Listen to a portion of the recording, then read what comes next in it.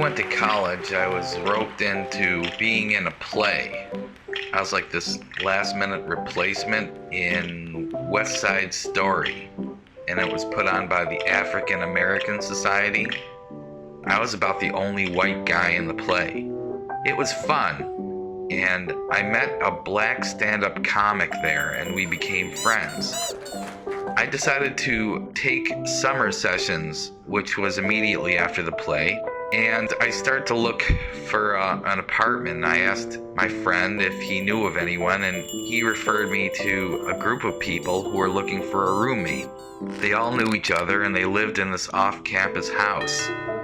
So I went there and I met the people, and they seemed pretty nice. It was a mix of guys and girls, and it seemed like a pretty nice place, a big place. So I said, all right, so I moved in. For the first few weeks, everything seemed to be going well. I felt like I was fitting in, but I started to get little hints that they weren't pleased with me, especially after I burned some Jiffy Pop. Then we started to get cockroaches, which is an awful thing if you're ever living in an apartment. I started to get the feeling that I wasn't liked. I just had this nagging feeling that something was going on behind my back. One of the girls started giving me the silent treatment. At the time, I was dating this really attractive young woman from Kuwait. There was this one afternoon that I came back to the house in order to prepare we were going out to see a Rodney Dangerfield concert. The door to my room was closed, and when I opened it, I discovered that someone had dumped garbage all over my room. You know, the wet, smelly garbage from the kitchen with all the coffee grinds and everything.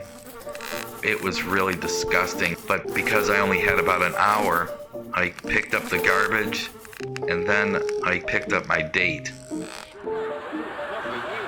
So we went to the theater downtown, and it was kind of weird because while watching Dangerfield, I was thinking about garbage.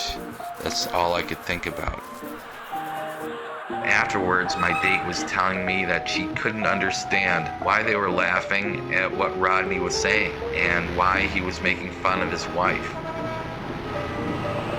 So I came home and I just felt like something was happening, and sure enough, the ringleader, who was like this red-haired guy from Pittsburgh, told me that they all wanted to have a meeting with me that night.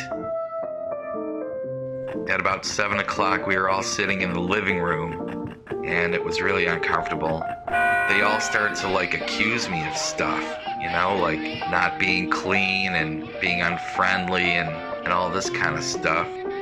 It was like in slow motion with the sound turned off. And you know how sometimes you're so shocked that you can't really say anything or react? So I packed up my stuff and I left. It wasn't too sad of a goodbye, I'll tell you.